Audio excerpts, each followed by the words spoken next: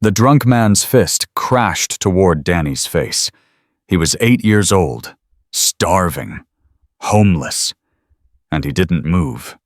Behind him, a 6-year-old girl screamed, her tiny body pressed against a cold brick wall. The man grabbed her wrist so hard she cried out in pain. "Get in the truck," he snarled. "Now." Danny stepped between them, arms spread wide, heart exploding, legs shaking so bad he could barely stand. "Leave her alone!" The punch came fast. Danny braced for impact, but the fist never landed, because 20 motorcycles roared into that parking lot like thunder from hell, and the man holding that little girl had just made the worst mistake of his life. She was the granddaughter of the most dangerous man in town. The fist stopped an inch from Danny's face, not because the drunk man changed his mind, but because the sound of motorcycle engines drowned out everything else. Danny's legs shook beneath him.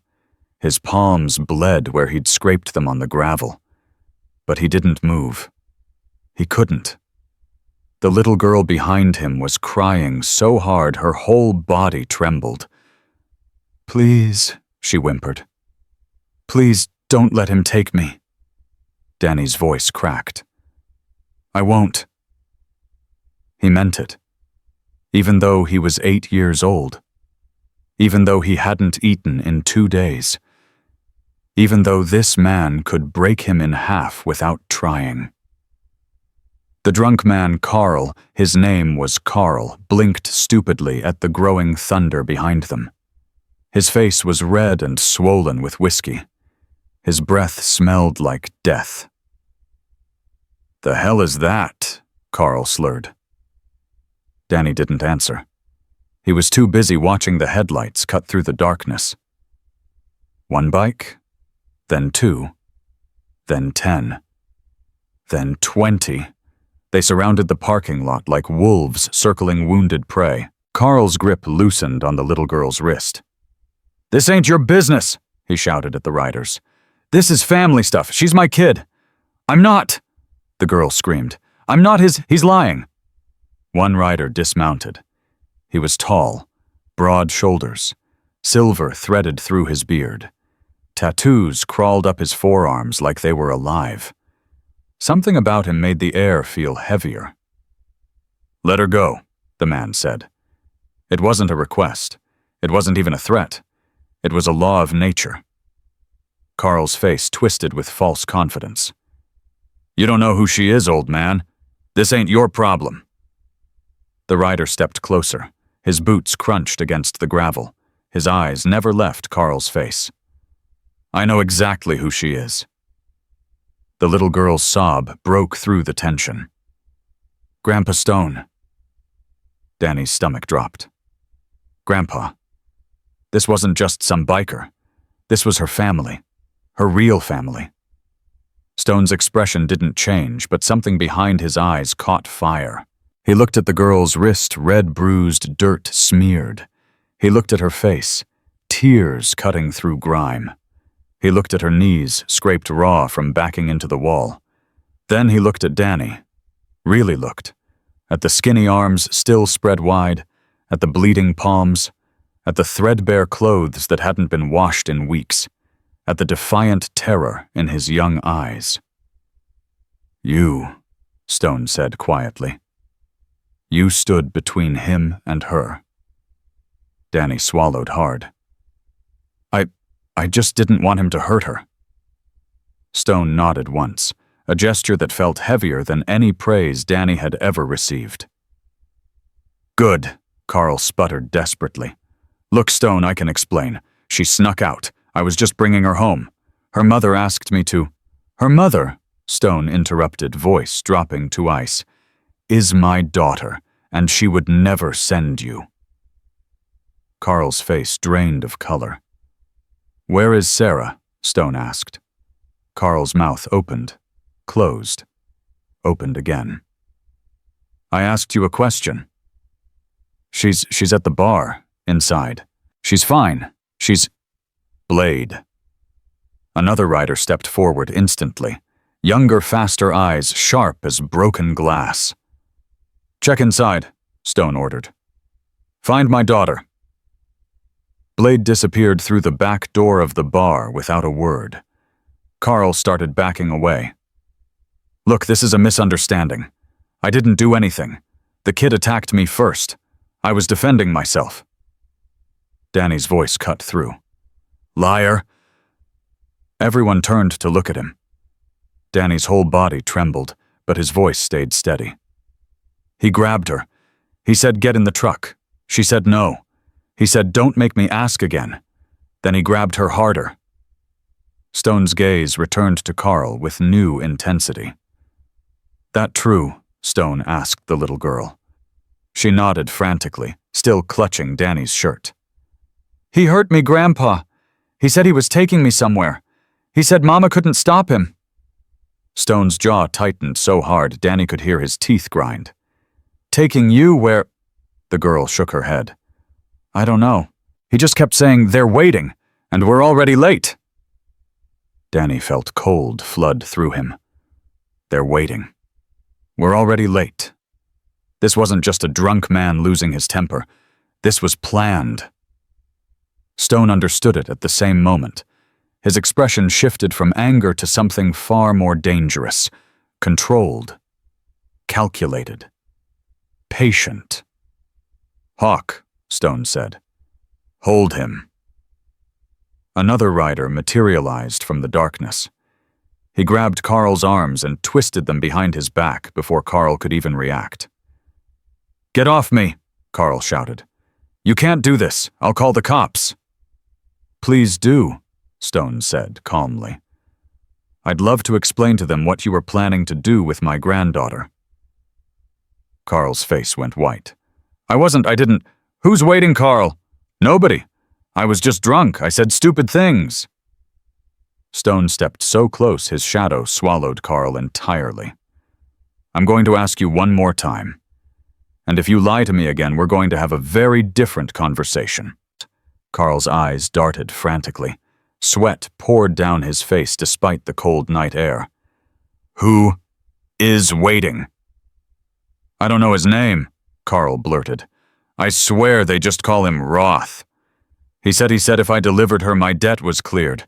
That's all. I didn't want to hurt anyone. The name hit the bikers like a physical blow. Danny saw it. The way they all stiffened.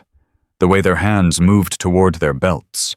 The way Stone's entire posture transformed from threatening to lethal.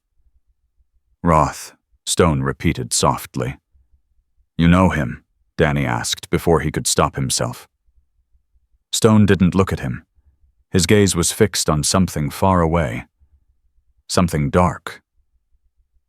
I thought he was gone. He came back, Carl whimpered. 6 months ago. He's been building something. I don't know what. But he's been collecting debts. And he said you took something from him years ago. He said he's taking it back.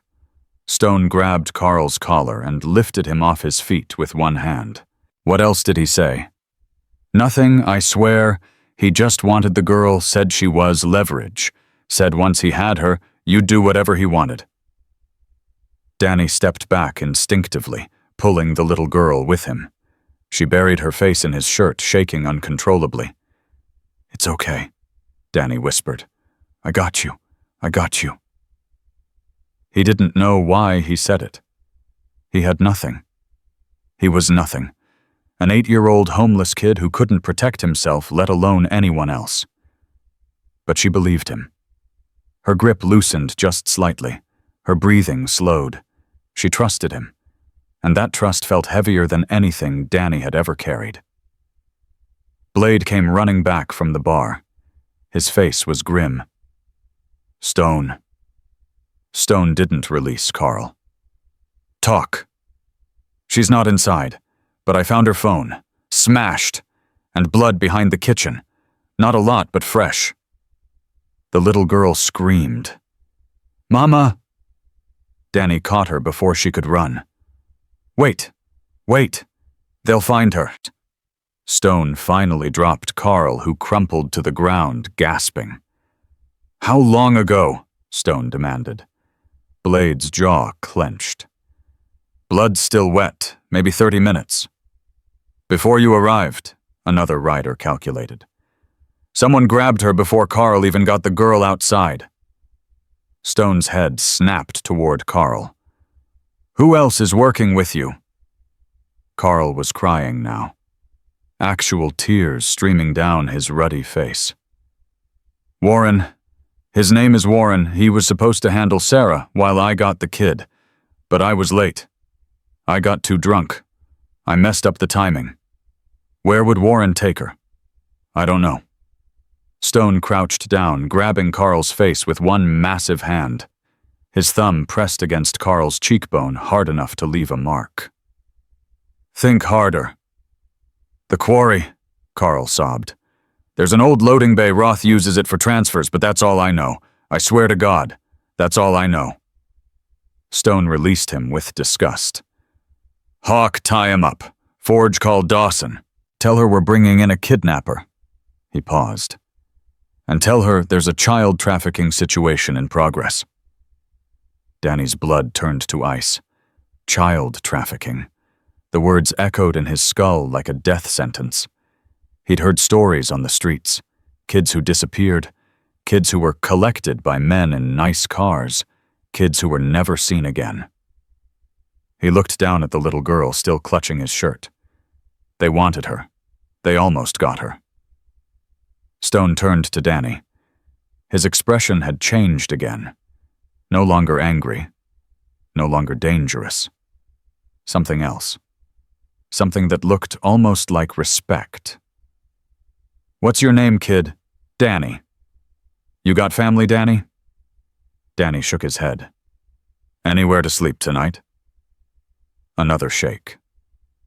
Stone studied him for a long moment. The bikers waited in silence. The little girl's grip on Danny's shirt never loosened. Lily, Stone said gently, crouching to his granddaughter's level. Are you hurt? She shook her head, then immediately nodded, holding up her bruised wrist. Stone examined it carefully. His calloused hands were impossibly gentle. It's not broken, but we'll have the doctor check it. He brushed a tear from her cheek. You're safe now. Grandpa's here. But Mama, we're going to find her. I promise. Lily's lower lip trembled. He saved me, Grandpa. She pointed at Danny. The drunk man was going to put me in his truck. Danny stopped him. He got hit, and he got back up. He didn't run away. Stone's eyes met Danny's again. That true. Danny shuffled uncomfortably. I couldn't let him take her. She was scared. You were scared too. It wasn't a question. Danny nodded slowly. Stone stood towering over both children. Most grown men would have walked away. You didn't. Danny didn't know what to say to that. He'd never been praised for anything. He'd barely been noticed at all. You're coming with us, Stone said. Danny blinked. What? Whoever Roth is working with, they saw you. They know you interfered. That makes you a loose end. Danny's heart started pounding again. A loose end. Blade stepped forward, voice grim. It means they might come after you to keep you quiet. Lily grabbed Danny's hand fiercely. No, you can't let them hurt him. He saved me. Stone raised a calming hand. Nobody's hurting anybody. That's why he's coming with us. He's under our protection now. Protection, Danny repeated. Why would you? I'm nobody. You stood between a grown man and my granddaughter. Stone's voice was absolute. That makes you somebody. Danny's throat tightened. He blinked rapidly, refusing to cry. Nobody had ever called him somebody before. The convoy prepared to move. Engines rumbled to life one by one. The night shook with their thunder. Blade picked up Lily, wrapping her in his leather jacket. She clung to him, but kept her eyes on Danny. He's coming too, right? He's coming, Stone confirmed. He walked to his motorcycle and gestured for Danny to follow. You ever ridden before? Danny shook his head. You hold tight. You don't let go. You do exactly what I say. Stone's eyes were intense, but not unkind. Can you do that? Danny's voice barely worked. Yes, sir. Stone almost smiled. Good, get on. Danny climbed onto the bike behind Stone, his small hands gripping the man's leather vest. The engine vibrated through his entire body like a second heartbeat. You ready? Stone asked. Danny thought about the dumpster he'd been searching through an hour ago. The cold alley he'd planned to sleep in tonight. The hunger that had become so normal, he barely noticed it anymore. Then he thought about Lily's terrified face, her bruised wrist, her mother missing bleeding taken by men who wanted to use her as leverage. No, Danny admitted, but I'm not running. Stone's voice carried an edge of approval. Then let's go find her mother. 20 engines roared as one. The convoy tore out of the parking lot headlights, cutting through darkness, engines screaming into the night. Danny held on tight, wind whipping against his face, heart pounding against his ribs. He didn't know where they were going. He didn't know what they would find. He didn't know if he would survive the night. But for the first time in 3 years since his parents died, since he ran from foster care, since he started surviving instead of living, Danny felt something he'd forgotten existed. Purpose. Behind him, the parking lot grew smaller. Carl was zip-tied to a fence post, waiting for the sheriff. The blood behind the bar was already being photographed by Dawson's deputies.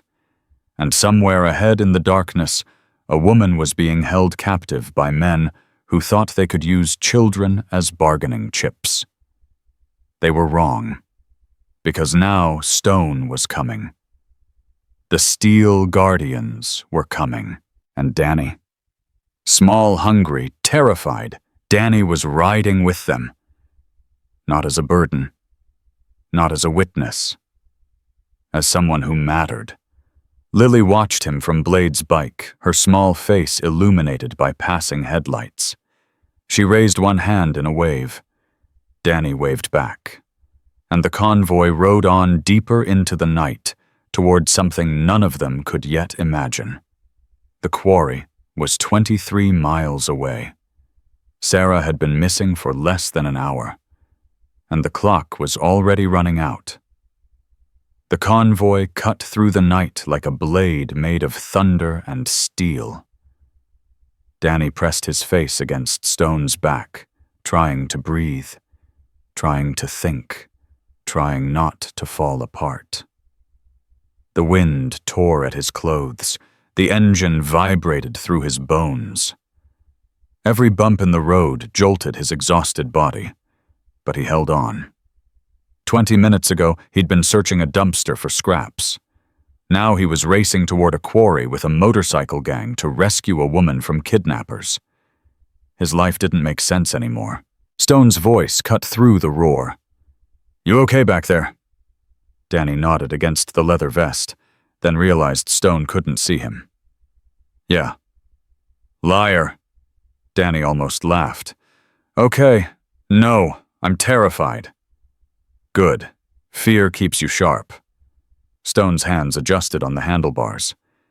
Being scared and doing it anyway, that's courage. Danny didn't feel courageous. He felt like a leaf caught in a hurricane, spinning wildly toward something he couldn't see. Blade pulled alongside them, Lily bundled against his chest. She'd stopped crying, but her eyes were wide and fixed on Danny like he was the only anchor in her storm. He tried to smile at her. She didn't smile back. But she lifted her hand slightly. A tiny wave. Danny raised his hand from Stone's vest just long enough to wave back. Tracks split ahead. Hawk's voice crackled through a radio Danny hadn't noticed before. Someone turned off toward Miller's Creek, Stone responded instantly. Follow them. Forge, you're with Hawk. Everyone else stays with me. 2 bikes peeled away from the convoy, their headlights disappearing into the trees. Danny's heart hammered. Are they going to be okay? Hawk's been doing this since before you were born. Stone's voice carried absolute certainty. He'll be fine. They rode for another 10 minutes. The road grew rougher. The trees grew thicker. The darkness grew heavier. Then Blade shouted, "Stone, stop!" The convoy screeched to a halt so suddenly Danny nearly flew off the bike. He grabbed Stone's vest with both hands, breathing hard. Blade was already off his motorcycle. Lily still clutched against him. He pointed toward a ditch beside the road. "There, in the mud." Stone dismounted and walked toward the spot Blade indicated. Danny followed, without thinking, his legs unsteady on solid ground after so long on the bike. Stone crouched down. When he stood up, he was holding a shoe. A woman's shoe. Brown leather. Low heel. Caked with fresh mud. Lily screamed. "Mama! That's Mama's shoe!" Danny caught her as she lunged forward, wrapping his arms around her small body. She fought against him, sobbing, reaching for the shoe, like it could bring her mother back. "Let me go. Let me go, Mama." "Lily, stop." Danny held tight. "You can't help her by running into the dark. You have to let them find her." Stone turned, and Danny saw something in the man's face he hadn't seen before. Pain. Real, raw, barely controlled pain. "She's close," Stone said quietly. They couldn't have gone far on foot. Blade examined the ground around the shoe. Drag marks, 2 sets of footprints, one heavy one stumbling. He looked up grimly. "She's still alive, Stone. They're moving her, not carrying her." "Which direction?" Blade pointed deeper into the woods. "Toward the quarry, just like Carl said." Stone's jaw clenched. "Then we go on foot from here. Bikes will alert them." "Boss," Hawk's voice crackled over the radio. "Found the car they used, abandoned by the creek. They switched vehicles." Stone cursed under his breath. "How long ago?" "Engine's still warm, maybe 20 minutes. "Any sign of where they went?" "Tire tracks heading northwest, toward the old loading bay." Stone looked at his men. "Blade, you're with me. Forge, stay with the bikes. Everyone else circle the quarry from the south. Nobody moves until I give the signal." Danny stepped forward, still holding Lily's hand. "What about us?" Stone paused. His eyes moved from Danny to Lily and back again. "You stay here. With Forge." "No." Lily grabbed Stone's arm. "I want to come. I want to find Mama." Stone knelt down, cupping her face in his massive hands. "Sweetheart, listen to me. The men who took your Mama are dangerous. If they see you, they might try to take you again. But I need you to be brave." Stone's voice was firm but gentle. "Can you do that? Can you stay here with Danny and wait for me?" Lily's lip trembled violently. Tears spilled down her cheeks, but she nodded. Stone kissed her forehead. "That's my girl." He stood and looked at Danny. "You watch her. No matter what happens, you don't leave her side." Danny's throat tightened. "I won't." Stone held his gaze for a moment longer. Something passed between them. An understanding. A trust. Then Stone turned and melted into the darkness, Blade beside him. Danny stood there holding Lily's hand, watching until he couldn't see them anymore. "Danny." Lily's voice was small and broken. "What if they don't find her?" Danny squeezed her hand. "They'll find her. But what if they don't? What if the bad men?" "Hey." Danny crouched down to her level just like Stone had done. Your grandpa shut down a whole trafficking operation years ago. He's not going to let anything happen to your mom." Lily blinked at him, tears still streaming. "How do you know about that?" Danny realized he didn't really know. He'd just heard Carl mention it, but he couldn't admit that now. "I just know," he said. "Trust me." Forge approached them, a big man with a shaved head and kind eyes. "Come on, kids. Let's get you somewhere warmer." He led them to one of the trucks that had been following the convoy. Danny helped Lily climb inside, then pulled himself up after her. The truck's heater was running. Warmth flooded over Danny's frozen skin. He hadn't realized how cold he was until that moment. Lily pressed against his side, shivering. "I'm scared, Danny." "Me too. You don't look scared." Danny almost laughed. "I'm really good at hiding it." Lily was quiet for a moment. Then, "Why did you help me?" Danny frowned. "What do you mean, in the parking lot? You didn't know me. You didn't know who my grandpa was. Why did you help me?" Danny thought about it. Really thought. The truth was, he didn't know. He'd spent 3 years surviving on the streets. He'd learned to keep his head down, to avoid trouble, to never get involved in anything that wasn't his business. But when he'd heard Lily scream, something inside him had snapped. "Because nobody helped me," Danny said finally. "When I was scared and alone, nobody came. I didn't want that to happen to you." Lily stared at him with eyes too old for a 6-year-old. "That's really sad," she whispered. "Yeah." Danny shrugged. "I guess it is." Lily leaned her head against his arm. "I'm glad you were there." Danny's chest tightened. "Me too." They sat in silence for what felt like hours, but was probably only minutes. Then the radio crackled. Forge grabbed it instantly. "Go ahead." Stone's voice came through, tense and controlled. "We've got eyes on the building. 2 figures inside, one sitting, one standing." Danny held his breath. "Can you see Sarah?" Forge asked, a pause. Then, "The one sitting. It might be her. Hard to tell from here." Lily clutched Danny's arm so hard it hurt. "We're moving in," Stone continued. "Hold position.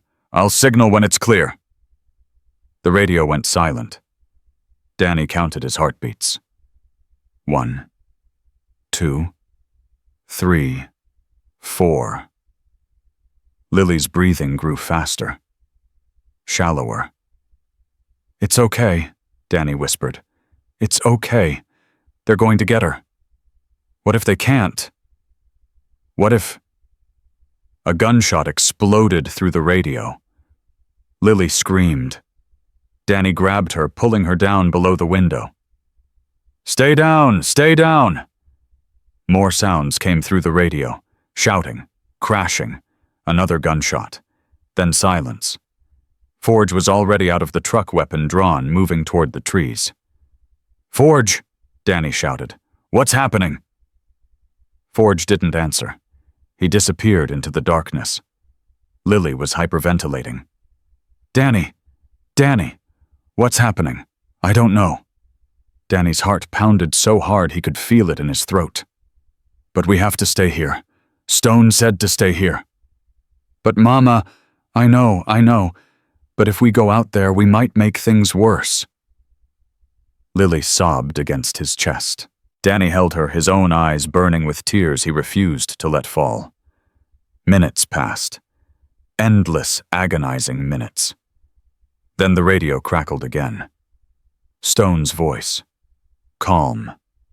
Controlled. "Clear. We got her." Danny's entire body went limp with relief. Lily let out a wail that was half sob, half scream. "She's hurt but alive," Stone continued. "We're bringing her out now." Danny helped Lily out of the truck. She broke away from him and ran toward the trees, blanket streaming behind her. "Lily, wait." but she was already gone, sprinting toward the figures emerging from the woods. Danny ran after her. Stone came first, carrying Sarah in his arms.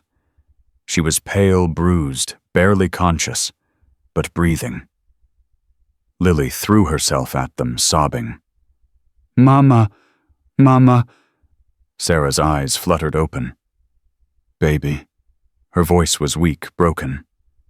"Baby, is that you? I'm here. Mama, I'm here." Stone lowered Sarah to the ground, and Lily wrapped herself around her mother like she was afraid to let go. Danny stood back, watching his chest aching with something he couldn't name. Behind Stoneblade dragged a man in zip ties. He was bleeding from the head, swearing and struggling. "Warren," Stone said. "Carl's partner. He was supposed to deliver Sarah to Roth." The name hit Danny like a punch. Roth. The man behind all of this. The man who wanted to use Lily as leverage. The man who had been building something for 6 months. "Did he talk?" Danny asked. Stone looked at him, surprised that he'd spoken. Then he nodded slowly. "He talked." "What did he say?" Stone hesitated. His eyes moved to Lily and Sarah, still wrapped around each other on the ground. "He said Roth isn't just collecting debts. He's building a network, moving people across state lines." Danny's stomach turned. Moving people. Kids, mostly. Stone's voice was hollow. "Roth lost his operation 3 years ago because of me. Now he's rebuilding it.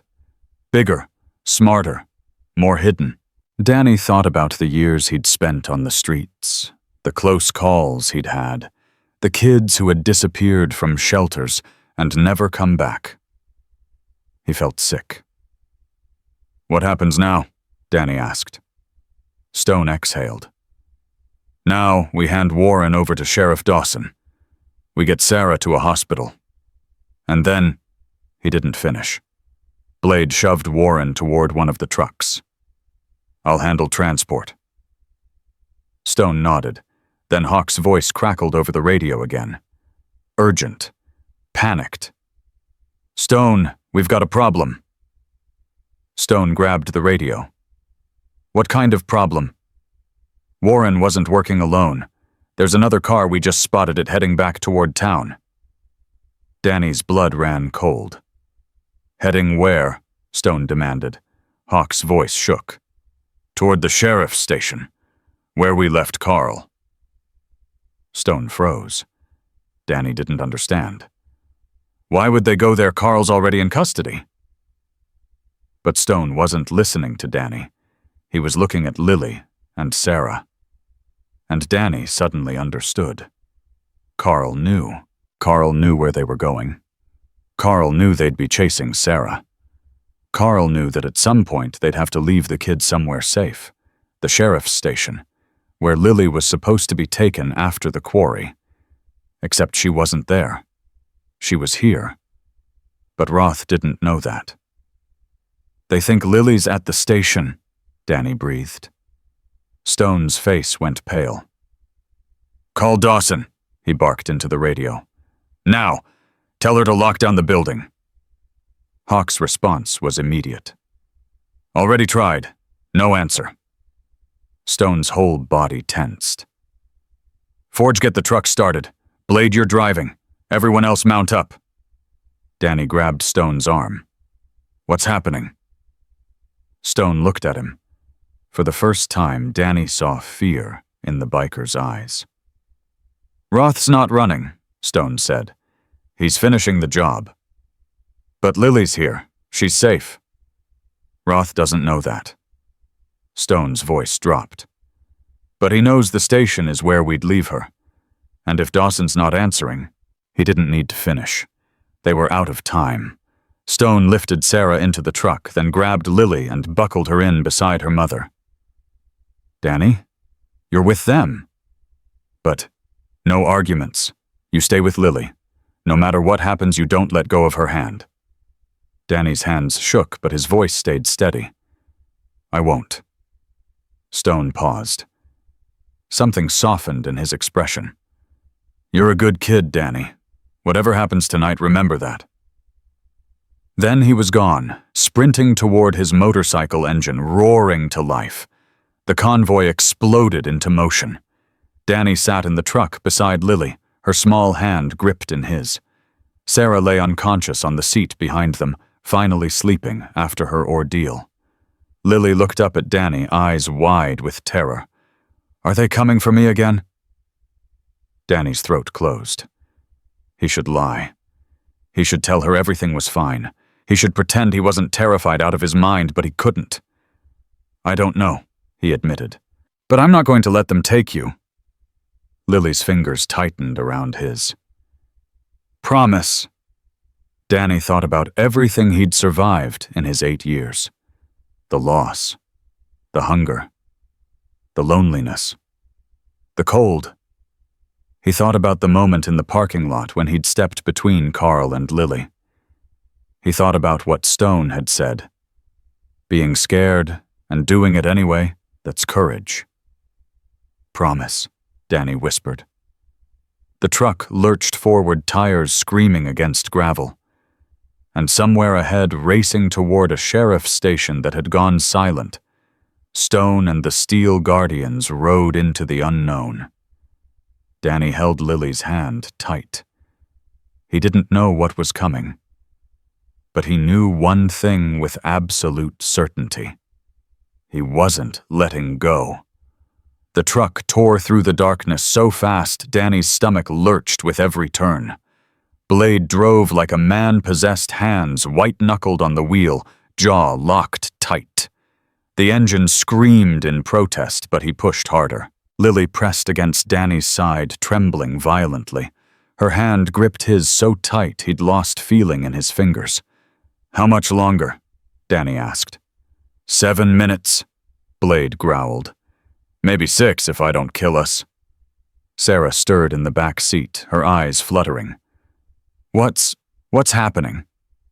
Danny twisted around. Mrs. Sarah, just rest. We're getting you to safety. Lily, Sarah's voice cracked. Where's Lily?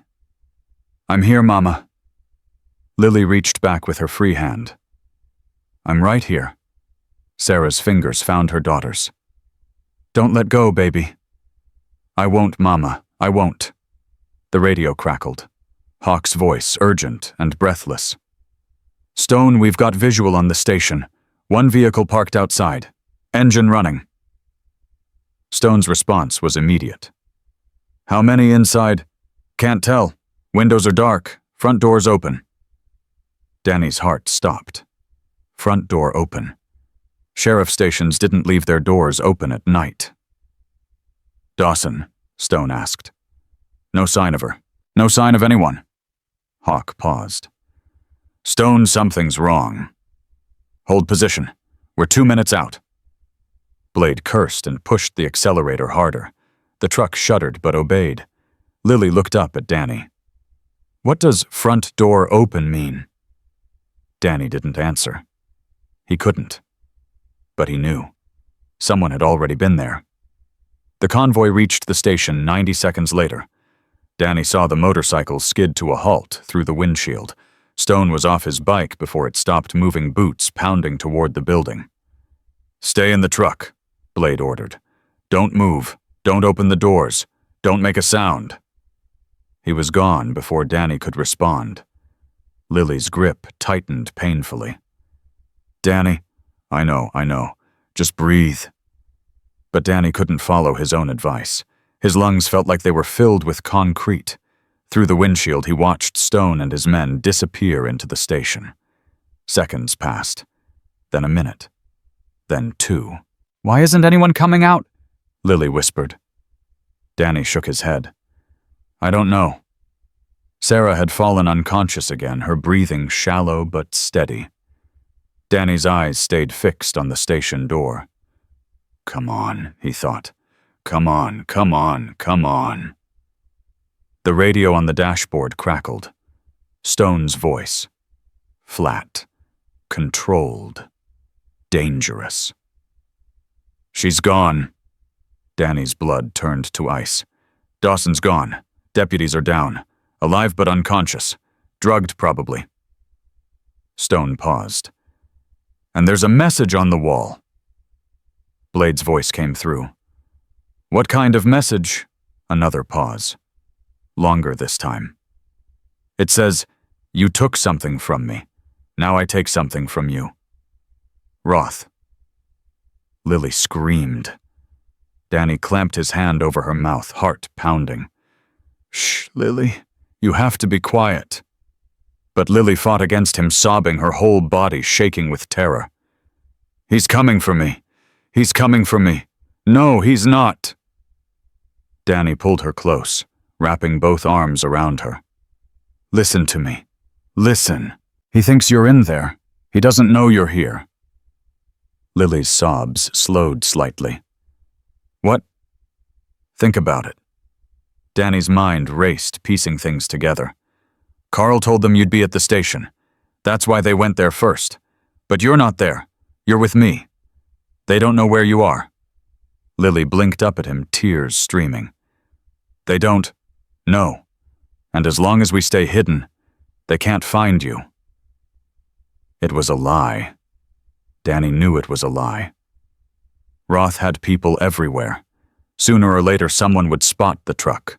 Someone would report back. But Lily needed to believe she was safe. So Danny lied. We're okay, he whispered. We're okay. The radio crackled again. Forge, where's my granddaughter? Stone's voice was barely controlled. Forge responded from somewhere nearby. In the truck with the boy. Blade's watching them. Get them out of here. Now. Take the back roads. Go to the safe house on Miller's farm. Copy that. Blade appeared at the driver's door, face grim. Change of plans. We're moving. He started the truck and pulled away from the station before Danny could ask questions. Lily pressed against Danny. Where are we going? Somewhere safe, Blade said. Stone's orders.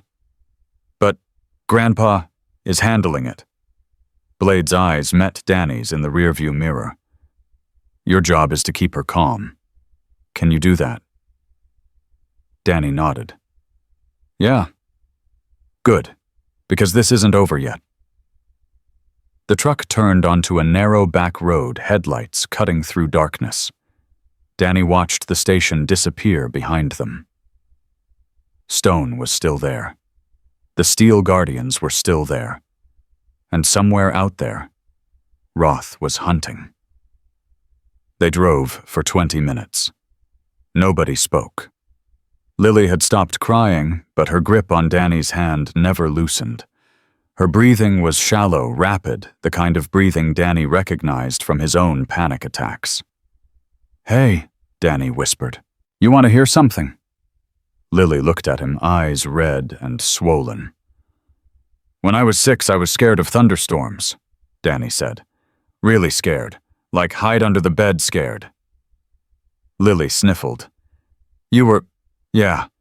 Every time it thundered, I'd run to my mom's room and crawl under the covers with her.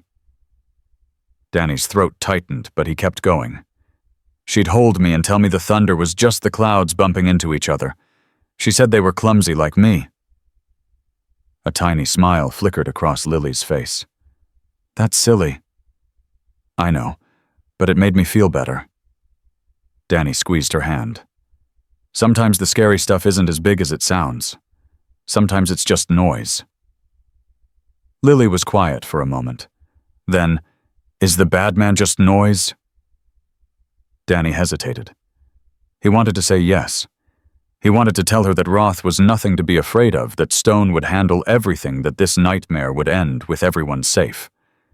But Lily deserved better than lies. No, Danny admitted. He's real. And he's dangerous. Lily's face crumpled. But, Danny added quickly, so is your grandpa, and so are all these men protecting you, and... He took a breath. And so am I. Lily stared at him. You're 8. So, you're not dangerous. Danny thought about the parking lot, about stepping between Carl and Lily, about the fist that had swung toward his face. Maybe not, he said. But I'm stubborn, and I don't give up. Lily almost smiled. Almost. The truck suddenly slowed. Blade cursed. What the hell? Danny looked up. Through the windshield, he saw headlights approaching from the opposite direction. Fast. That's not one of ours, Blade muttered. He reached for his radio. Stone, we've got company. Unknown vehicle approaching on Miller Road. Stone's response was immediate. Turn around. Get off that road. Can't. There's no shoulder. If I try to turn... The approaching vehicle accelerated. Danny's heart slammed against his ribs. They're coming right at us, Blade said. Stone, they're not stopping. Hold on. Blade yanked the wheel. The truck lurched sideways, tires screaming. Danny grabbed Lily and pulled her down, shielding her body with his own. Metal shrieked against metal. The world spun. Glass shattered. Then everything went still. Danny's ears rang. His head throbbed. Something warm trickled down his forehead. Lily? His voice sounded far away. Lily. A small hand gripped his shirt. Danny, I'm scared. Are you hurt? I don't think so. Danny pushed himself up, ignoring the pain in his shoulder. The truck was on its side, wedged against a ditch. The windshield was gone. Blade was slumped against the steering wheel, unconscious. Sarah lay motionless in the back. Mrs. Sarah. Danny shook her arm. Mrs. Sarah, wake up. No response. Footsteps approached outside. Heavy. Slow. Deliberate. Danny's blood ran cold. Lily, he whispered. Don't make a sound. But trust me. He pulled her close, pressing them both into the shadow beneath the seats. The footsteps stopped. A voice. Male. Calm. Almost pleasant. Well, that was easier than expected. Another voice responded. The big one's out. Woman in the back, too. And the girl. Danny held his breath. The first voice again. Check the truck. Boots crunched on broken glass. Danny could see them now. 2 pairs of legs. Moving closer. Lily trembled against him. He could feel her heart pounding through her chest. Please, Danny thought. Please don't find us. One of the men leaned into the truck. Danny pressed Lily's face against his chest, covering her mouth. Nothing, the man said. Just the woman. Check again. I'm telling you, there's no kid in here. A pause. Then the first voice, colder now. Carl said the girl would be at the station. She wasn't. Now she's not in the truck either. Anger crept in. Someone's been playing games. Maybe she was never... She exists. Stone has a granddaughter. I've seen the photos. The voice dropped to ice. Find her. Check the woods. Check the ditches. Check everywhere. The footsteps moved away. Danny didn't move. He counted to 30. Then 60. Danny, Lily's whisper was barely audible. Are they gone? I don't know. Danny slowly lifted his head, peering through the shattered window. The men were walking toward the tree-line flashlights cutting through the darkness. This was their chance. Lily, we have to go. But Mama, she's unconscious. We can't carry her. Danny's voice cracked. But if they find you, everything your grandpa did tonight was for nothing. Lily's eyes filled with tears. I can't leave her. You're not leaving her. You're saving yourself so you can come back. Danny gripped her shoulders. Your mom would want you safe. You know she would. Lily sobbed, but she nodded. Okay, Danny said. Stay low. Stay quiet. Follow me. He helped her out of the truck through the broken windshield. Glass bit into his palms, but he ignored it. They ran. Through the ditch, into the trees, away from the flashlights. Danny's lungs burned. His legs screamed. But he didn't stop. Lily stumbled. He caught her. Keep going. Don't stop. Behind them, a shout. Over here, I see movement. Danny's heart exploded with terror. They'd been spotted. Run. He pushed Lily ahead of him. Run, Lily. Don't look back. Lily sprinted into the darkness, blanket streaming behind her. Danny followed, feet pounding against dirt and leaves. The footsteps behind them grew louder. Closer. There, by the creek. Danny grabbed Lily's hand and pulled her sideways off the trail into thick underbrush. They crashed through branches and thorns, skin-tearing clothes ripping. Stop, Lily gasped. I can't breathe. Just a little more, just... Danny's foot caught on a root. He went down hard, pulling Lily with him. They tumbled into a shallow gully, rolling through mud and rocks until they hit the bottom. Pain shot through Danny's ankle. He bit his lip to keep from screaming. Lily lay beside him, sobbing silently. Above them, flashlight beams swept the trees. Where'd they go? I don't know. They couldn't have gotten far. Danny pressed himself into the mud, pulling Lily close. Don't move. Don't breathe. Don't exist. The flashlights passed over them. Danny's heart pounded so loud he was sure they'd hear it. 1 second. 2. 3. This way. I think I see tracks. The footsteps moved away. Danny didn't move. He waited. 1 minute. 2. 5. The forest fell silent.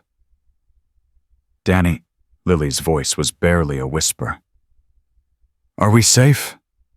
Danny wanted to say yes, but his ankle throbbed. His head spun. They were lost in the woods with no phone, no map, no way to contact Stone. And Roth's men were still out there. Not yet, Danny admitted. But we're alive. Lily pressed closer to him. I'm cold. Danny wrapped his arms around her, sharing what little body heat he had. I know. Me too. Danny. Yeah. Thank you for not leaving me. Danny's throat tightened. I promised, didn't I? Lily nodded against his chest. Nobody ever kept their promises before, except Grandpa. Well, Danny said quietly, now you've got 2 people who keep their promises. They lay there in the mud, in the dark, in the cold. 2 children alone and hunted, clinging to each other because they had nothing else. Somewhere in the distance, engines roared. Motorcycles. Danny's head snapped up. Listen, he breathed. Lily, listen. The engines grew louder. Closer. Not cars, not trucks. Bikes. That's them, Lily gasped. That's Grandpa. Danny pushed himself up, ignoring the fire in his ankle. We have to signal them. How? Danny looked around frantically. Nothing but trees and shadows. Then his eyes landed on Lily's blanket. White, reflective in moonlight. Give me that. Lily handed it over without question. Danny climbed out of the gully, teeth gritted against the pain. He found a clearing, small but visible from the road. He waved the blanket. The engines slowed. Over here, Danny shouted, voice cracking. We're over here. Headlights turned toward them. One bike broke from the convoy, roaring across the field. Stone. Danny's legs gave out. He collapsed to his knees, still waving the blanket. Stone's bike skidded to a stop. He was off it in seconds, running toward them. "Danny!" He grabbed the boy's shoulders. "Where's Lily?" "Here!" Lily scrambled out of the gully, covered in mud, but alive. "Grandpa!" Stone scooped her up, crushing her against his chest. "Thank God." His voice broke. "Thank God." Lily sobbed into his shoulder. "They tried to take me. They crashed the truck. But Danny saved me. He hid me and then we ran. I know." Stone's eyes found Danny's. "I know." More bikes arrived. Hawk, Forge, Blade limping but conscious. "The truck!" Danny gasped. "Mrs. Sarah's still in the truck. She's unconscious." "We found her," Blade said. "Paramedics are on the way." Danny sagged with relief. Stone lowered Lily to the ground, but kept one hand on her shoulder. "Danny!" Danny looked up. Stone's face was unreadable, hard, intense. "You got her out of that truck. You hid her from Roth's men. You ran through the woods with a twisted ankle." Stone's voice dropped. "You did all of that?" Danny nodded weakly. "I promised I'd protect her." Stone stared at him for a long moment. Then he did something Danny never expected. He knelt down, wrapped his arms around Danny, and hugged him. "You did more than protect her," Stone said quietly. "You saved her life." Danny's eyes burned. His chest ached. Nobody had hugged him in 3 years. "I just didn't want to let her down," Danny whispered. Stone pulled back both hands on Danny's shoulders. "You didn't. You never will." Lily grabbed Danny's hand again, squeezing tight. "You're my hero, Danny." Danny shook his head. "I'm just—" "No," Stone interrupted. "She's right." He stood face hardening with resolve. "And now it's time to finish this." Hawk stepped forward. "Boss Roth's men scattered when they heard our bikes.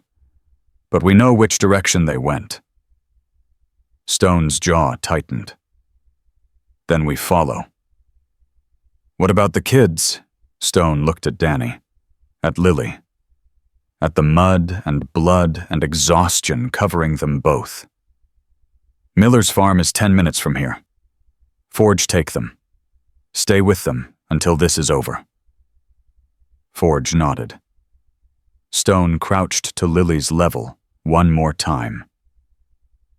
"I'm going to find the man who did this, and I'm going to make sure he never hurts anyone again." Lily's lip trembled. "Promise?" Stone kissed her forehead. "Promise." He stood mounted his bike and looked back at Danny one last time. "You did good tonight, kid.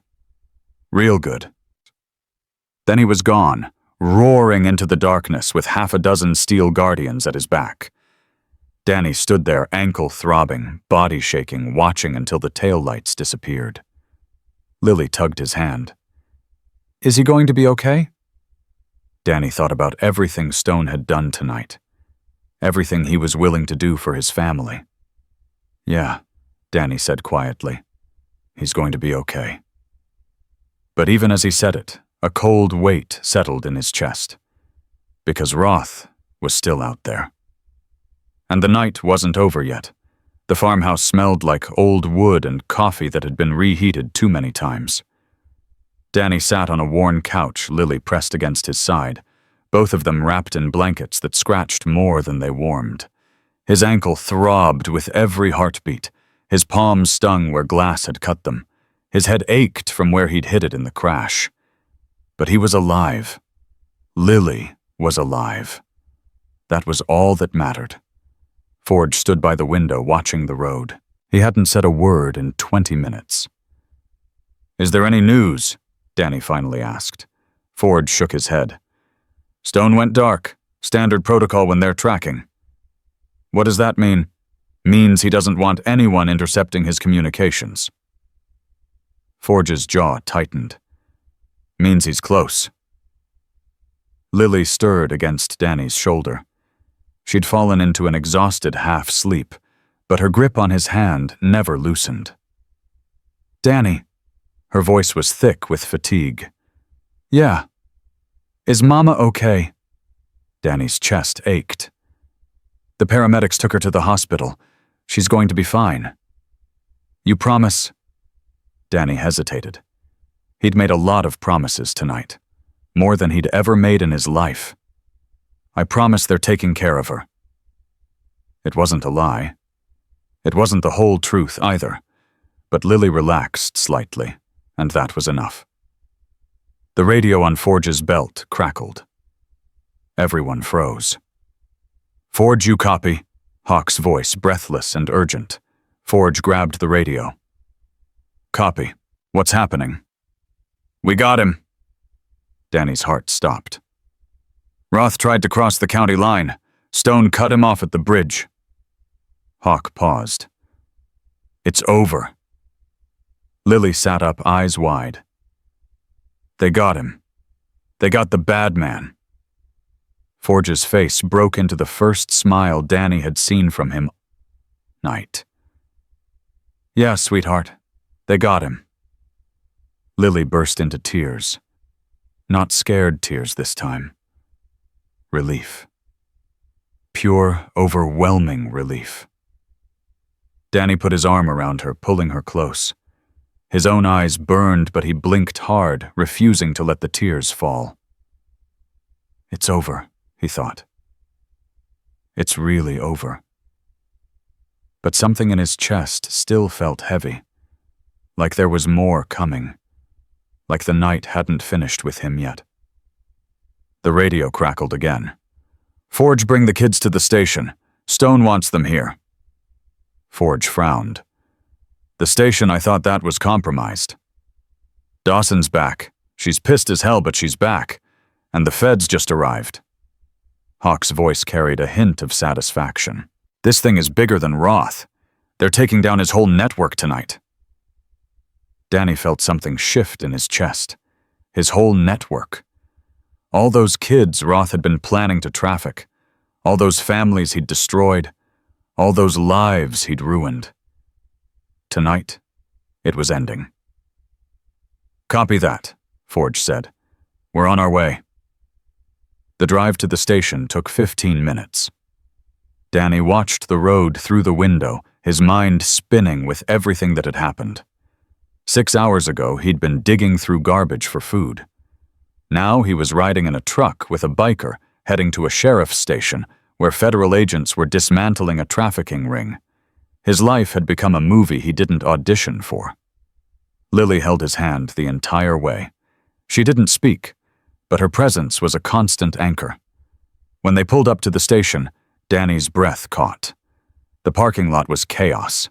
FBI vans, state police cruisers, news trucks with satellite dishes, people in suits arguing with people in uniforms. And in the middle of it all, surrounded by steel guardians, stood Stone. Lily was out of the truck before Forge could stop her. "Grandpa!" She sprinted across the parking lot, dodging agents and officers, not stopping until she crashed into Stone's arms. He caught her, lifting her off the ground, holding her like she was the most precious thing in the world. "I got him," Stone murmured into her hair. "I got him, baby. He's never touching you again." Lily sobbed against his chest. "I was so scared. I thought, I know." Stone's voice cracked. "But you were brave. You were so brave." Danny climbed out of the truck, slowly, his twisted ankle protesting every movement. He stood at the edge of the chaos, watching the reunion, feeling like an outsider looking in. This wasn't his family. This wasn't his moment. He should probably just disappear. Find somewhere quiet to sleep.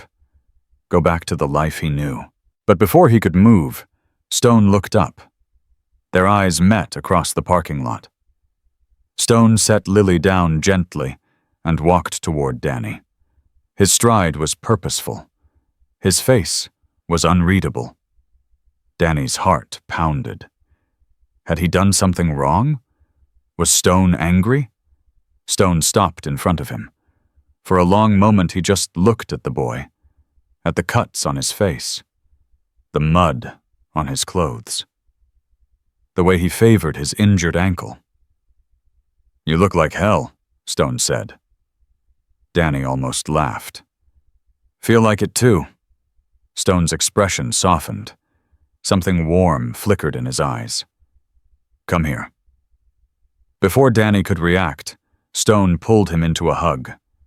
A real hug. The kind Danny's father used to give him before the accident.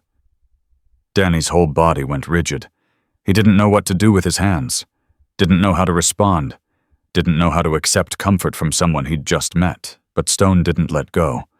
And slowly, piece by piece, Danny's walls crumbled. He hugged back. His eyes burned. His throat closed. His chest ached with something he'd been holding back for 3 years. "You saved my granddaughter twice tonight," Stone said quietly. "Once in that parking lot. Once in those woods. You didn't have to do any of it." "I couldn't just let them take her?" Danny's voice came out thick and broken. She was scared. She needed help. Stone pulled back both hands on Danny's shoulders. "Most people would have run. Most adults would have run. You're 8 years old and you stood your ground against a drunk man, a car crash, and armed kidnappers." Danny looked at the ground. "I was terrified the whole time. That's what makes it brave." Stone's grip tightened. "Fear and courage aren't opposites, Danny. They're partners. You can't have one without the other." Danny blinked hard, but one tear escaped anyway. He wiped it away quickly, embarrassed. Stone pretended not to notice. "Come on," he said. "There's someone who wants to see you."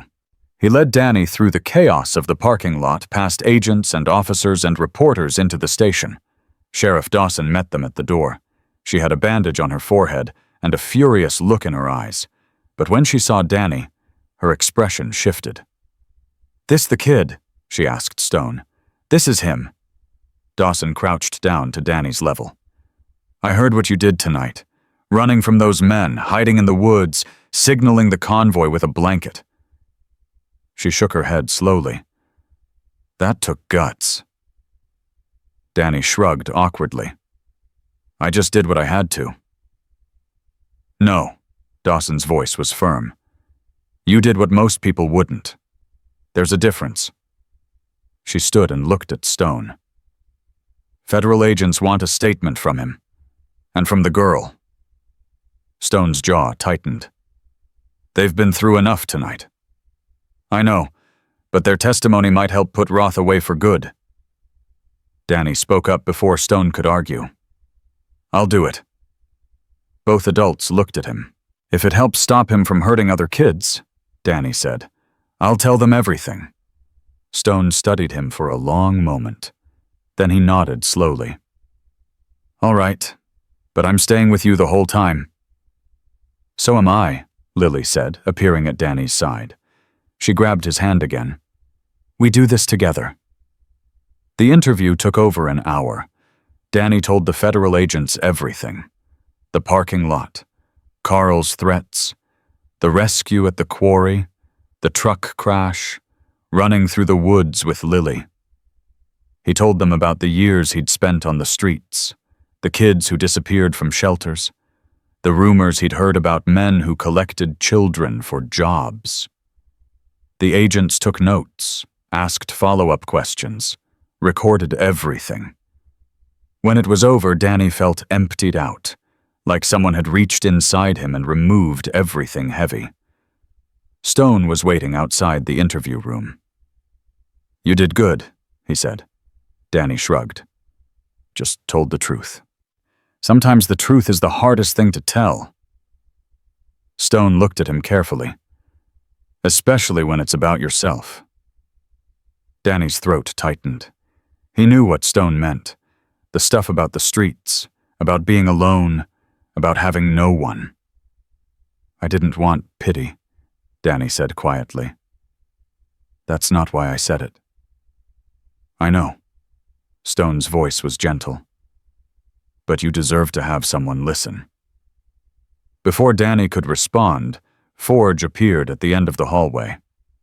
Stone, Sarah's out of surgery. Danny's heart leaped. Surgery? Internal bleeding, Forge explained. They caught it in time. She's going to be okay. Lily burst past them, sprinting toward the exit. Mama, I want to see Mama. Stone caught her before she got far. Hold on, sweetheart. We'll go together. He looked at Danny. You coming? Danny hesitated. I don't know if I should. She's your family. You're the boy who saved her daughter's life. Stone's voice left no room for argument. You're coming. The hospital was quiet at 4 a.m. Danny walked through the sterile halls, Lily's hand in his Stone, leading the way. Everything felt surreal. The fluorescent lights, the beeping machines, the smell of disinfectant. Sarah was awake when they reached her room. She looked terrible, pale, bruised, IV tubes snaking into her arm. But her eyes lit up when she saw Lily. Baby. Lily ran to the bed, climbing up carefully to avoid the wires. Mama, I was so scared they tried to take me, but Danny saved me, and then Grandpa came and… Shh. Sarah stroked her daughter's hair, tears streaming down her face. I know. I heard. You were so brave. Danny hung back by the door, feeling out of place. But Sarah's eyes found him. Danny. He froze. Come here. Danny walked slowly toward the bed, unsure what to expect. Sarah reached out and took his hand. Her grip was weak, but warm. Thank you, she whispered. For protecting my daughter. For staying with her when you could have run. For being braver than anyone had the right to ask you to be. Danny's eyes burned again. I didn't want her to be alone. Sarah's face crumpled. Stone told me about you, about where you've been living, about your parents. Danny stiffened. He hadn't wanted anyone to know those things. They were his secrets, his burdens. I'm sorry, Sarah continued. I'm so sorry you've been alone for so long. Danny tried to shrug it off. I'm used to it. That doesn't make it okay. Sarah's grip tightened. No child should have to get used to being alone. Lily looked between them, confused. Danny doesn't have a family. The question hit Danny like a punch to the gut. No, he admitted. Not for a long time. Lily's face fell. Then suddenly it brightened with determination. Then he can be part of ours. The room went silent. Danny's heart stopped. What? He whispered. You saved me, Lily said simply. You stayed with me. You promised you wouldn't leave. That means you're family now. Lily, that's not how it works. Why not? She crossed her arms stubbornly. Grandpa said you're under our protection. That means you're one of us. Danny looked at Stone, panicking. I can't just… She doesn't understand I'm not… Stone held up a hand.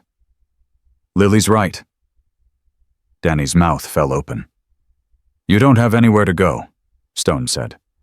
No family, no home, no one looking out for you. He paused. Until tonight. But I'm a stranger. You don't even know me. I know you stood between my granddaughter and a man twice your size. I know you took a hit and got back up. I know you carried her through the woods with a twisted ankle while armed men hunted you.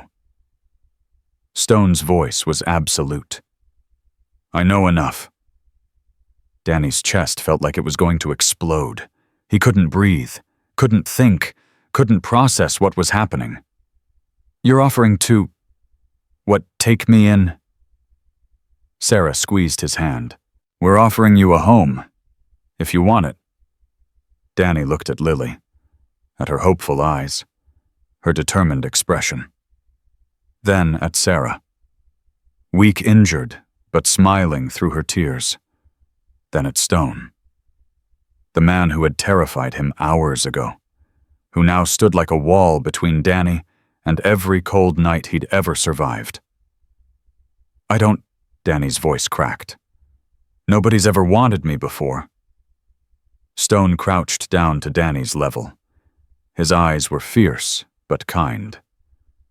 "Then everyone before was an idiot, because any family would be lucky to have you." Danny's walls shattered completely. He cried. Not quiet, controlled tears. Real sobs. The kind he'd been holding back since his parents died. Since the foster homes. Since the streets. 3 years of loneliness poured out of him in that hospital room. Lily climbed off the bed and wrapped her arms around him. "Don't cry, Danny. It's okay. You're not alone anymore." Her small voice, so certain, so trusting, broke something loose in Danny's chest. He hugged her back, shoulders shaking. "I'm scared," he admitted. "Of what?" Lily asked. "That I'll mess up. That you'll change your mind. That I'll do something wrong and you'll send me away like everyone else." Stone's hand landed on Danny's shoulder. Heavy. Grounding.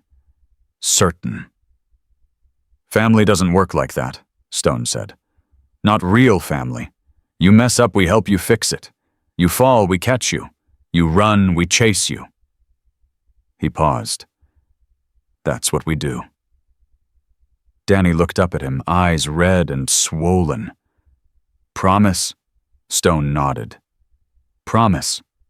Lily grabbed Danny's hand again. "See, now you have 2 people who keep their promises. 3 if you count Mama." Sarah laughed weakly from the bed. "I definitely count." Danny wiped his face, embarrassed by his breakdown, but unable to stop the warmth spreading through his chest. "I don't know how to be part of a family anymore," he admitted. "It's been so long." "Neither do we sometimes," Sarah said. "We figure it out together." Stone stood, pulling Danny to his feet. "Right now you need sleep. Real sleep. In a real bed. We'll figure out the paperwork tomorrow." "Paperwork, foster care, maybe adoption eventually. We'll see." Stone's eyes glinted. "But one way or another, you're not going back to those streets." Danny swallowed hard. "What if the courts say no?" Stone's expression hardened with determination. "Then we find another way. I've got lawyers, I've got connections, and I've got a club full of people who owe me favors." He almost smiled. "You're not disappearing into the system, Danny. Not if I have anything to say about it." For the first time in 3 years, Danny believed he might actually be safe. Lily tugged his sleeve. "Come on. Let's go home." Home. The word echoed in Danny's mind like a song he'd forgotten the melody to. He looked at Lily, at Sarah, at Stone, at the family that had claimed him in one impossible night. "Okay," Danny whispered. "Let's go home." They left the hospital as dawn crept over the horizon. The sky was painted in shades of pink and gold. The air smelled fresh, like rain had washed away the darkness of the night. Stone walked beside Danny, his presence steady and reassuring. Lily held Danny's hand, chattering about all the things she wanted to show him at her house, her room, her toys, the backyard where Grandpa had built her a swing. Danny listened, nodding, smiling, feeling lighter than he had in years. Behind them, Forge and Hawk followed at a respectful distance, watching, protecting. The Steel Guardians weren't just a motorcycle club, Danny realized. They were a family. And somehow, impossibly, he was part of it now. Stone's voice broke through his thoughts. "You know this doesn't end tonight, right?" Danny looked up. "What do you mean? Roth's network stretched across 3 states. There are trials coming, testimonies, media attention. Stone's jaw tightened. People are going to want to hear your story. My story? The 8-year-old homeless kid who saved a biker leader's granddaughter from kidnappers. Stone almost smiled. You're going to be famous whether you like it or not. Danny felt his stomach drop. I don't want to be famous. I know. But you did something extraordinary tonight.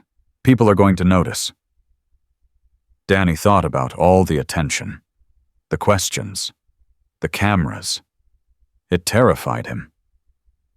But then Lily squeezed his hand. I'll be with you, she said. We can be famous together.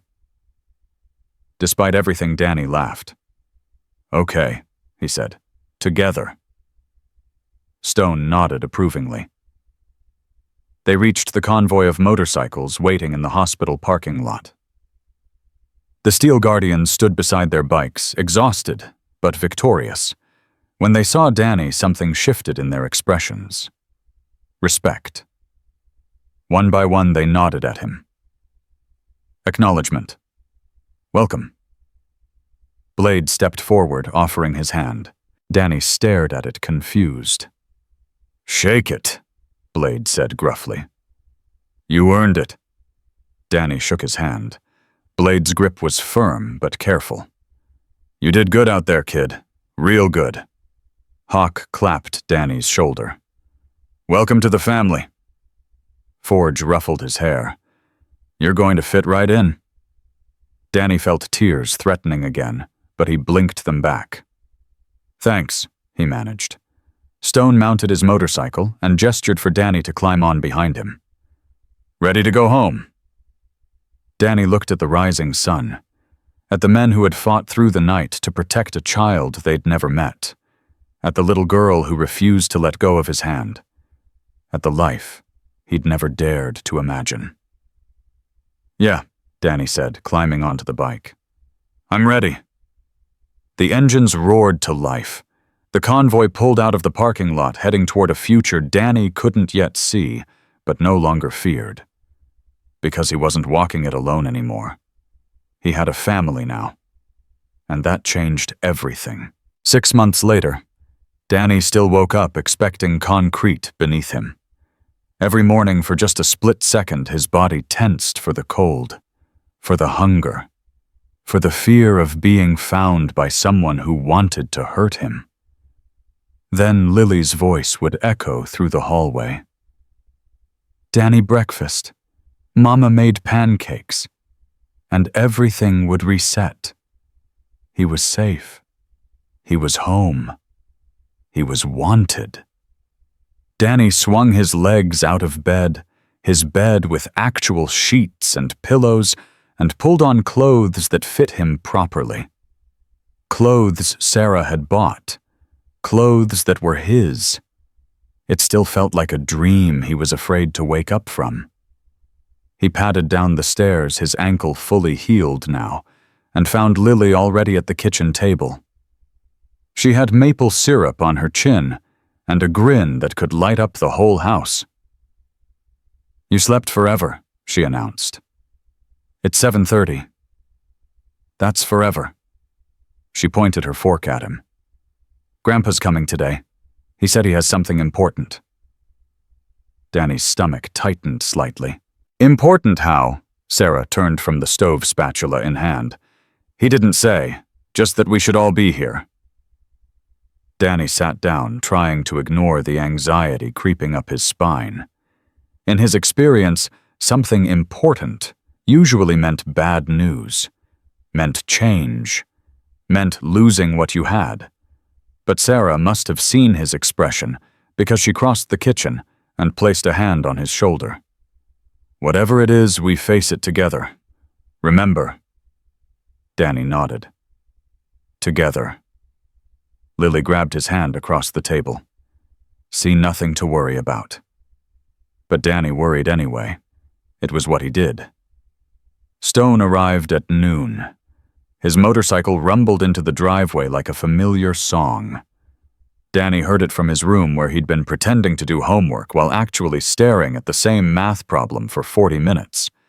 He came downstairs to find Stone already in the living room, Lily wrapped around his waist like a barnacle. "Grandpa brought papers," she announced. Danny's heart dropped. Papers? That couldn't be good. Stone looked at him over Lily's head. His expression was unreadable. "Sit down, Danny. We need to talk." Danny's legs felt like lead as he walked to the couch. Sarah sat beside him, her hand finding his. Stone settled into the armchair across from them, Lily climbing onto his lap. "I'm going to get straight to the point," Stone said. "The adoption hearing is scheduled for next week." Danny blinked. "What? The judge reviewed your case, reviewed Sarah's application, reviewed the character references we submitted."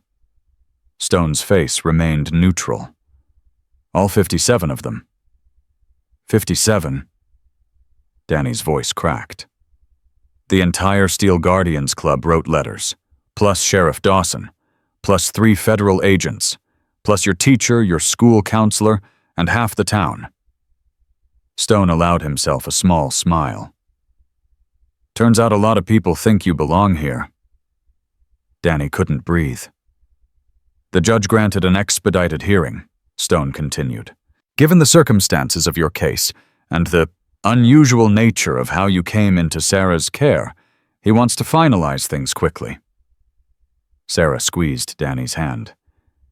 "He's saying yes, Danny. The judge is going to say yes." Danny's vision blurred. "But the background checks, the home visits, the interviews. They said it could take years." "It can. Usually does." Stone leaned forward. "But you're not a usual case. You helped take down a multi-state trafficking ring. You saved my granddaughter's life. Twice." His voice softened. "Sometimes the system works faster when it has a reason to." Lily bounced on Stone's lap.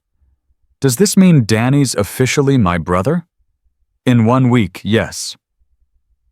Lily shrieked so loud Danny's ears rang. She launched herself off Stone's lap and tackled Danny on the couch. "Brother! I get a brother. I told everyone at school I had a brother, but they didn't believe me, and now it's real!" Danny laughed, actually laughed, while Lily squeezed him hard enough to crack ribs. Okay, I can't breathe. Too bad, this is what brothers deal with." Sarah was crying, silent tears streaming down her face as she watched her daughter embrace the boy who had saved her life. Stone stood walking over to Danny. "There's one more thing." Danny looked up, still pinned by Lily. Stone pulled something from his vest pocket. A small leather bracelet. Simple. Brown. With a tiny metal charm dangling from it. A wolf's head. The Steel Guardian symbol. "You're too young for a full patch," Stone said. "But this marks you as protected. As family. Anyone who sees this knows you're one of ours." Danny's throat closed completely. "I can't." "You can. You earned it." Stone fastened the bracelet around Danny's wrist. "Wear it with pride." Danny stared at the wolf's head, at the leather warm against his skin. For 3 years he'd had nothing. Owned nothing. Belonged nowhere. Now he had a bracelet. A family. A home. And in 1 week it would be official. The week passed in a blur. Danny went to school, did his homework, ate dinner with Sarah and Lily every night, practiced the speech he planned to give the judge. But underneath it all, the anxiety never fully left. What if something went wrong? What if the judge changed his mind? What if someone from his past showed up and ruined everything? The night before the hearing, Danny couldn't sleep. He lay in bed staring at the ceiling, his mind racing through every possible disaster scenario. A knock on his door made him jump. "Danny," Sarah's voice soft and concerned. "Can I come in?" "Yeah." She entered quietly, sitting on the edge of his bed. "Can't sleep." Danny shook his head. "Me neither." Sarah smiled gently. "I've been lying awake thinking about everything that could go wrong tomorrow." Danny blinked. "You too." "Of course. This matters, Danny. You matter." She took his hand. "And when something matters this much, it's natural to be scared of losing it. What if the judge says no? Then we appeal, and we keep appealing, and we fight until someone listens." Sarah's voice was fierce. "You're not going anywhere. Not ever." Danny's eyes burned. Why what? Why do you want me so much? I'm nobody. I'm just some kid you met because I happened to be digging through a dumpster behind the same bar where Lily got grabbed. It was random. It was chance. You don't owe me anything." Sarah was quiet for a long moment. Then she cupped Danny's face in her hands. "It wasn't random. And it wasn't chance." Her voice broke.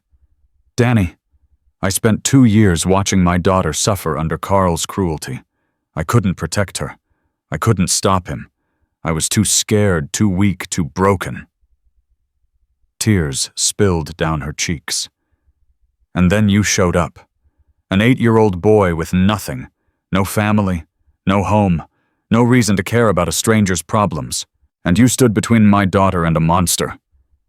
Danny's own tears started falling. "You didn't know who she was. You didn't know who I was. You just saw a scared child who needed help." Sarah's voice shook. "That's not random. That's character. That's heart. That's the kind of person I want in my family." Danny couldn't speak, couldn't move, could barely breathe. "I don't want you because I owe you," Sarah continued. "I want you because I love you. I've loved you since the moment Stone told me what you did. And I'll love you for the rest of my life, whether that judge says yes or no." Danny broke. He threw his arms around Sarah and sobbed into her shoulder.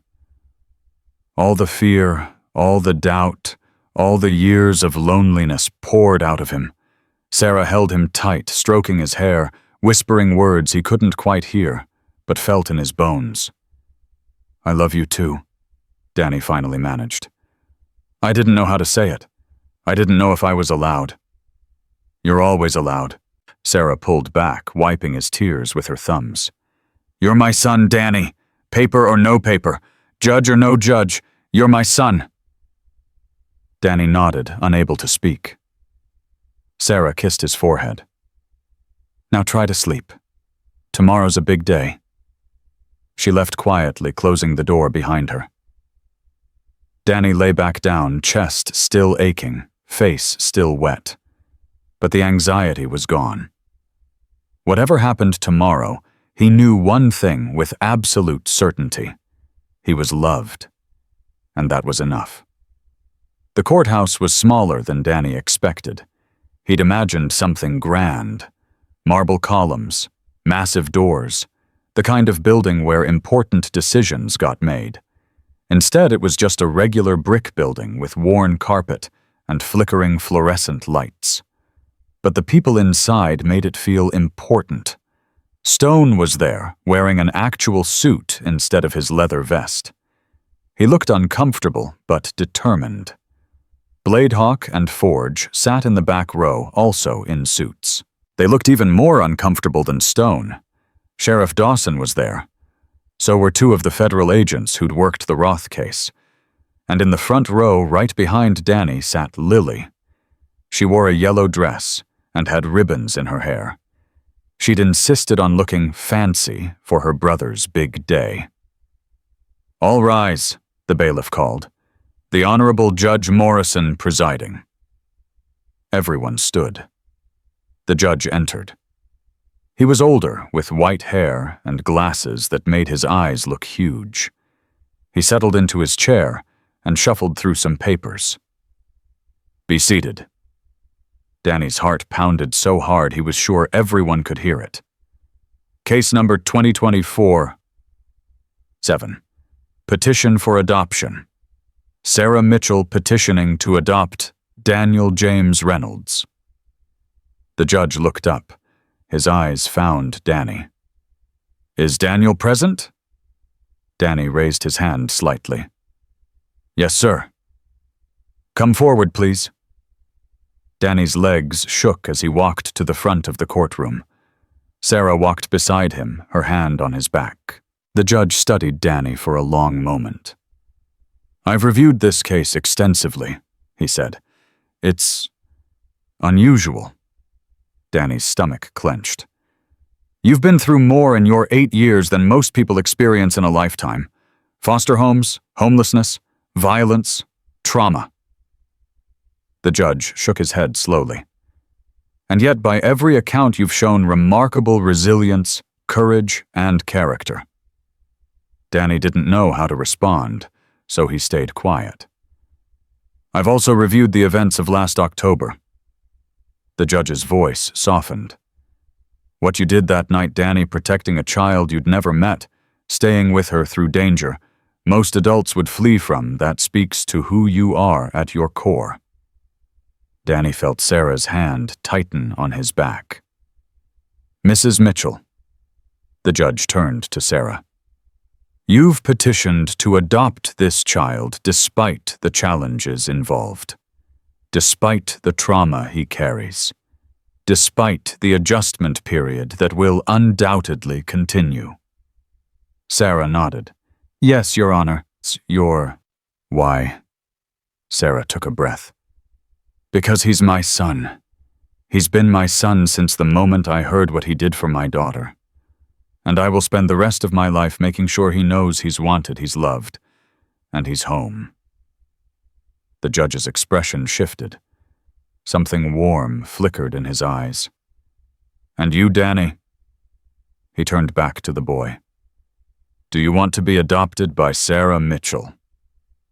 Danny's voice came out stronger than he expected. Yes, sir, more than anything. Why? Danny thought about all the cold nights, all the hunger, all the loneliness. Then he thought about Lily's laugh, Sarah's hugs, Stone's steady presence. Because they chose me, Danny said. Nobody ever chose me before. I didn't know what that felt like. I didn't know family could be something you found instead of something you were born into. His voice cracked. But they taught me.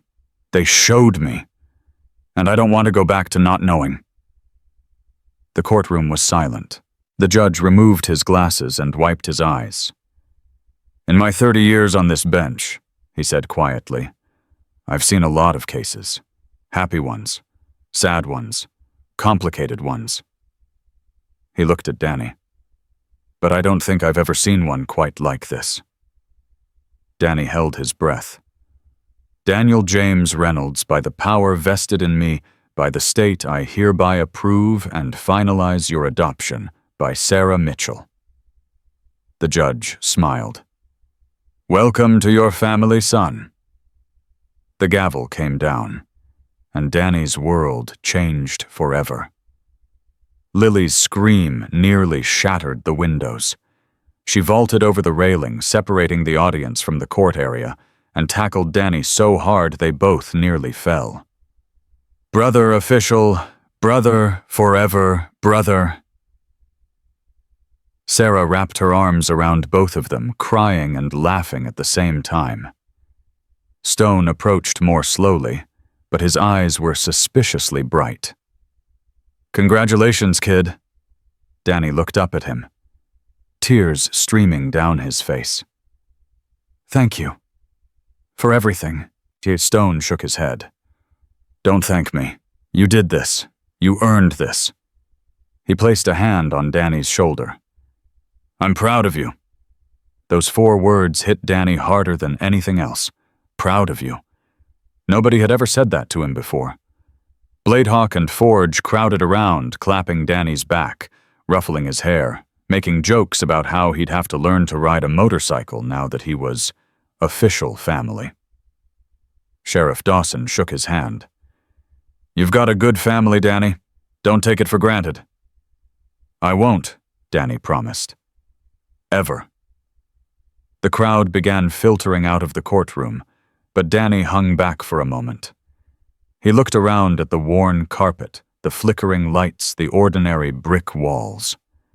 This was where his life changed. This small, unremarkable room. He'd walked in as an orphan. He was walking out as a son.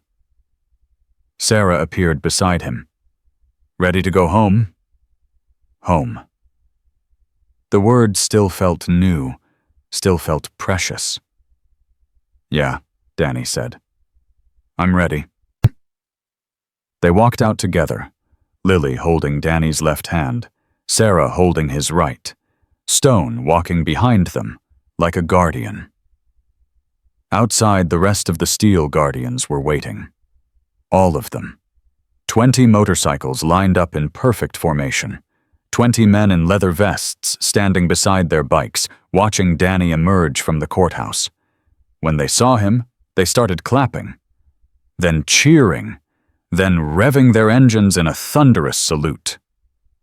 Danny froze on the courthouse steps, overwhelmed. "They came for you," Stone said quietly. "All of them?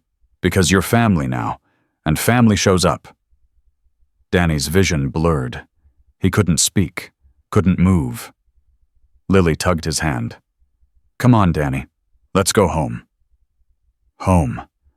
The word echoed in his chest like a heartbeat. He'd spent 3 years believing he would never have one, never deserve one, never find one. But he'd been wrong. Family wasn't something you were born into. Family was something you chose, something you fought for, something you protected.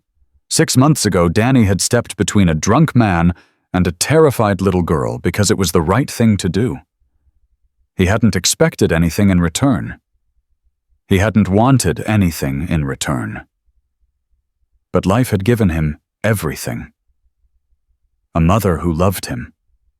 A sister who adored him. A grandfather who protected him. A family that chose him. Danny walked down the courthouse steps, surrounded by the people who had become his world. The motorcycles roared to life around him, 20 engines singing in unison. Lily climbed onto Stone's bike. Sarah took Danny's hand. "Whatever comes next," she said, "we face it together." Danny nodded, squeezing her hand. Together. The convoy pulled away from the courthouse, heading toward home. Danny watched the town pass by, memories of his old life flickering through his mind. The alleys where he'd slept. The dumpsters he'd searched for food. The cold nights when he'd thought he'd die alone and forgotten. All of that was behind him now. He had a bedroom with his name on the door. He had a sister who called him brother every chance she got. He had a mother who kissed his forehead every night. He had a grandfather who was teaching him to ride motorcycles. He had a family. The convoy turned onto the familiar road leading to Sarah's house. Danny saw it in the distance. The white siding. The red door. The swing in the backyard that Stone had built. Home. Lily's voice broke through his thoughts. "Danny, race you to the door." She was off Stone's bike and running before Danny could respond. He laughed a real laugh and sprinted after her. She beat him by 3 steps, spinning around with a triumphant grin. "I win. You cheated. Did not. Did too." Sarah laughed, walking up the path behind them. "Inside, both of you. We're celebrating tonight. Grandpa's ordering pizza." "Pizza!" Lily screamed, bolting through the door. Danny started to follow, but Stone's voice stopped him. "Danny." He turned. Stone stood by his motorcycle helmet in hand, face unreadable. "Yeah." Stone walked over slowly. He stopped in front of Danny, studying him with those intense eyes.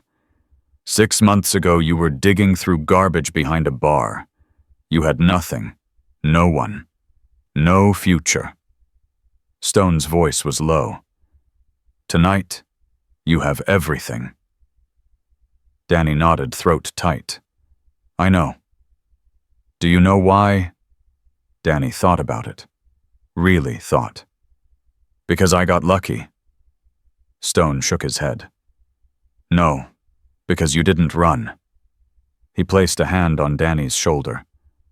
When every instinct told you to run, you stood. When you had nothing to gain and everything to lose, you stood. When you were small and scared and alone, you stood. Stone's grip tightened. That's not luck, Danny. That's character. That's heart. That's who you are. He paused. And who you are is exactly who this family needed. Danny's eyes burned, but he didn't look away.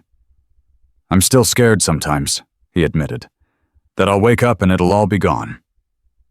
Stone nodded. Good. Good.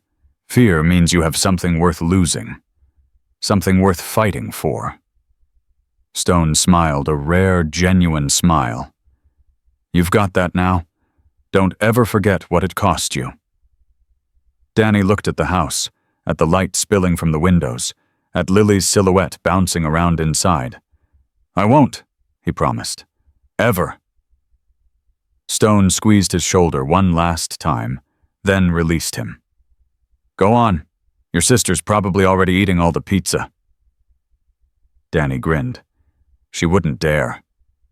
She absolutely would. Danny laughed and ran inside, the sound of his footsteps echoing through the house he now called home. Stone watched him go, something warm and proud filling his chest.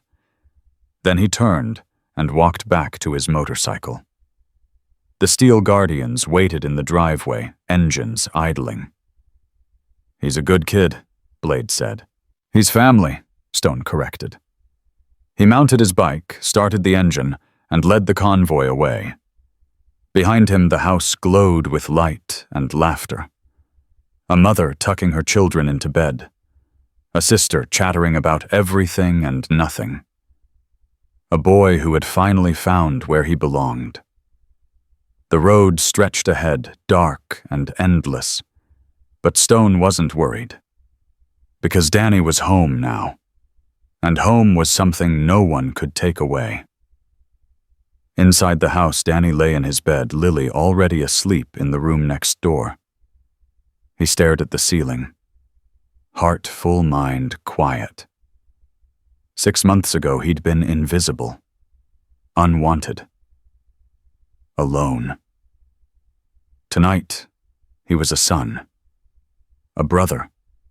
A member of a family that had chosen him. He touched the leather bracelet on his wrist. The wolf's head gleamed in the moonlight. I made it, Danny whispered to no one. And for the first time in his life, he believed it. Sarah appeared in the doorway, silhouette soft in the hallway light. Good night, sweetheart. Good night, Mom. The word came out naturally now. Mom. Sarah smiled, blew him a kiss, and closed the door. Danny closed his eyes, peace settling over him like a warm blanket. Tomorrow would bring new challenges. School, homework, learning how to be part of a family. But tonight, he was safe. Tonight, he was loved. Tonight, he was home. And that was more than enough. The darkness outside pressed against the window, but Danny didn't fear it anymore. He'd walked through worse darkness and come out the other side. He'd found his people. He'd found his place. He'd found himself. And nothing, not fear, not doubt, not the memory of cold nights and empty stomachs, could take that away. Danny smiled, eyes drifting closed. The last thought that crossed his mind before sleep claimed him was simple, clear, certain. He was finally truly home.